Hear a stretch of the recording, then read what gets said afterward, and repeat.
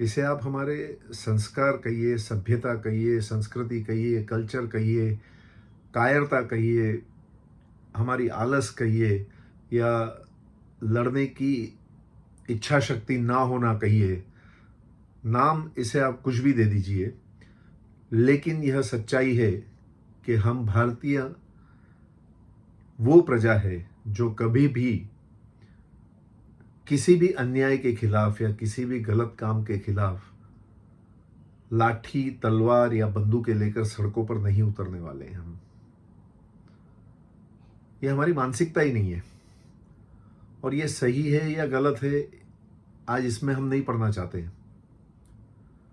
इस बारे में फिर किसी और दिन बात कर लेंगे। चलो ठीक है, ये बात भी सही है कि इस तरह से लड़ने जाकर इतना सुंदर जो मनुष्य जीवन मिला है उसे बर्बाद नहीं करना चाहिए, लेकिन साथ में हमें हमारी कुछ जो जवाबदारियां हैं वो तो निभानी ही चाहिए। समाज के प्रति जो है हमारी जवाबदारियां वो तो निभानी ही चाहिए। मैं नहीं कहता हूं कि आप लाठी तलवार लेकर लड़ने जाएं, लेकिन अपने आप को खुशकिस्मत समझिए पहले तो कि हम एक लोकशाही में जी रहे हैं। हमारे आसपास के देशों को देखिए, कई देश ऐसे हैं जिसमें लोग सिर्फ लोकशाही लाने के लिए अपनी जान दे रहे हैं, लड़ रहे हैं दिन रात कि हमें लोकशाही का अधिकार मिले, हमें सारे अधिकार मिले, हमें अपना शासक चुनने का अधिकार मिले। और ये अधिकार हमें भारत में मिला है। और दुख तब होता है कि जब अपना शासक चुनने का अधिकार, एक हथियार हमें मिला है मतदान का, उस हथियार का भी हम उपयोग नहीं करना चाहते हैं। और एक चीज, शायद यहां पर मैं थोड़ा हार्श हो रहा हूं, लेकिन हम भारतीयों की एक मानसिकता है कि हम सभी चाहते हैं कि शिवाजी एक बार फिर से हमारे देश में जन्म ले, लेकिन हम ये सोचते हैं कि शिवाजी हमारे नहीं पड़ोसी के घर में जन्म ले। हम तो सिर्फ उनकी वाह वाह करेंगे, जय जयकार करेंगे, जिससे लड़ने जाना पड़े तब वो लड़ने जाए और हमारे घर में हम और हमारा परिवार सेफ रहे। ये मुझे थोड़ा गलत लगता है। याद रखिए, चुनाव यह भी एक प्रकार की जंग होती है, एक लड़ाई होती है, वैचारिक लड़ाई होती है, जिसमें हमें एक शस्त्र दिया गया है, मतदान। हमें कम से कम मतदान के दिन तो अपना शस्त्र वापरना चाहिए, और हम जिस भी पार्टी के विचारों से सहमत है उसके पक्ष में हमें अपना मत देना चाहिए। यहां पर ऐसा नहीं है कि मैं किसी एक या किसी दूसरी पार्टी का पक्ष ले रहा हूं। आप किसी भी पार्टी को मत दीजिए, अपना वोट किसी भी पार्टी को दीजिए। सिर्फ मैं आपसे इतना ही कहना चाहता हूं कि वोट देने से पहले, जैसे हम कभी कोई कीमती चीज खरीदते हैं तो हम क्या देखते हैं? सबसे पहले उसकी प्राइस देखते हैं, उसके बाद कौन सी कंपनी ने उसे बनाया है वो देखते हैं, फिर उसके रिव्यूज देखते हैं जो आगे जिन परचेजर ने लिए हैं। ये सारी बातें हम कितने ध्यान से देखते हैं कि कहीं हम फंस नहीं जा रहे हैं ना। तो उसी तरह से हम अपना मत देने से पहले हर एक पार्टी के, मैं आपसे कहूंगा हर एक पार्टी के जो आपके क्षेत्र में खड़ी है, उनके आप मैनिफेस्टो पढ़िए। वो किस प्रकार के वादे करते हैं, उनके विचार क्या है, वो भविष्य में आपके लिए क्या, आपके लिए, आपके देश के लिए क्या उनके विचार हैं, किस तरह से वो प्रोग्रेस करना चाहते हैं, कौन सी योजनाएं हैं उनकी। ये सारी चीज़ें आप ध्यान से देखिए।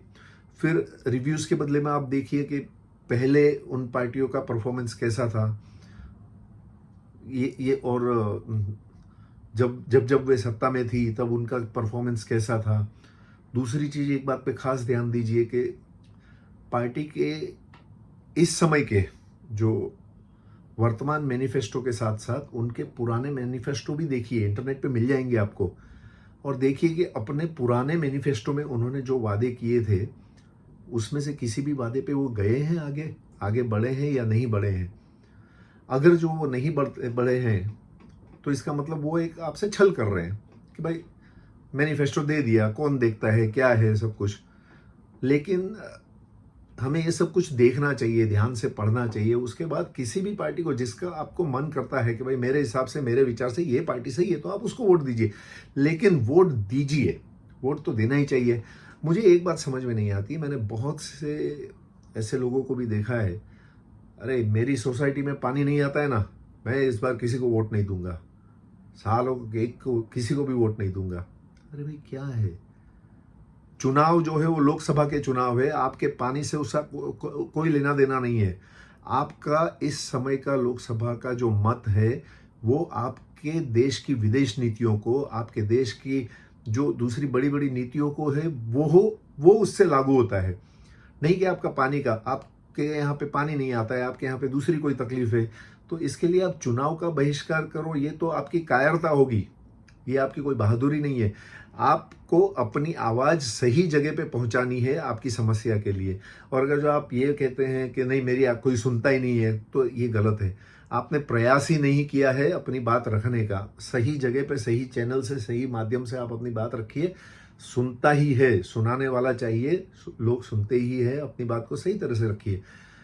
कुछ लोगों को मैंने ऐसा भी देखा है, बोलते हैं साले सब चोर है, मुझे किसी को वोट नहीं देना है। तो आप ये क्या कर रहे हैं? इसका मतलब आप जंग से बाहर निकल जा रहे हैं, सिस्टम से बाहर निकल जा रहे हैं।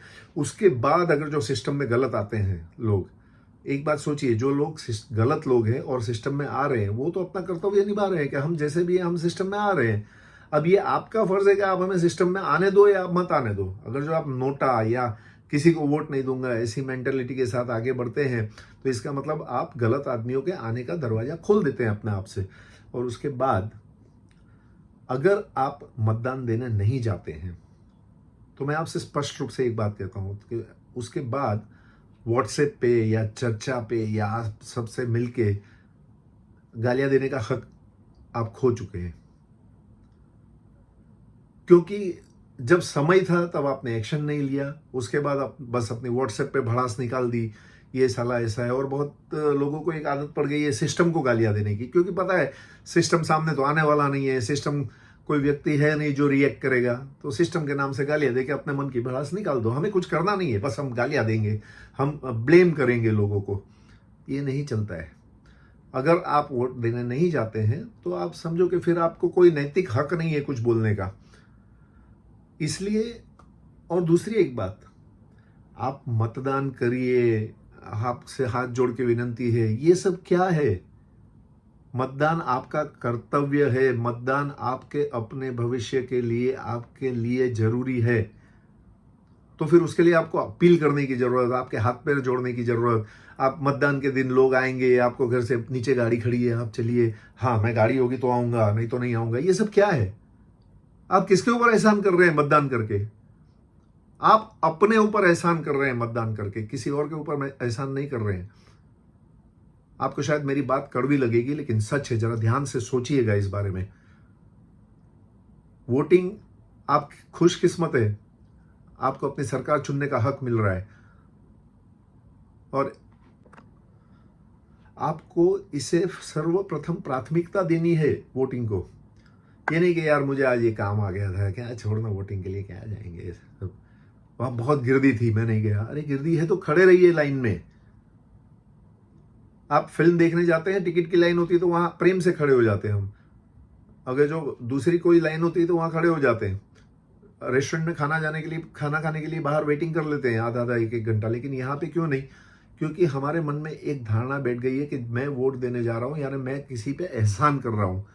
सॉरी टू से, आप किसी पे एहसान नहीं कर रहे हैं, ये आपका फर्ज है, आपको निभाना है।